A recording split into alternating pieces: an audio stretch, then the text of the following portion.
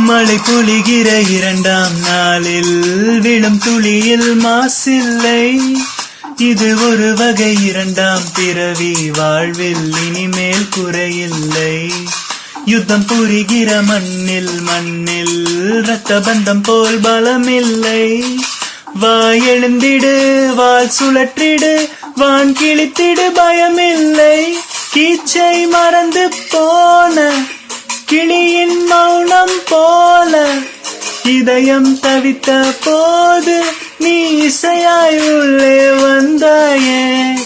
உறவெல்லாம் ஒன்றாக, விழியெல்லாம் தேனாக, இருளெல்லாம் தூளாக, பறவை கூட்டில் விண்மீன் பூக்க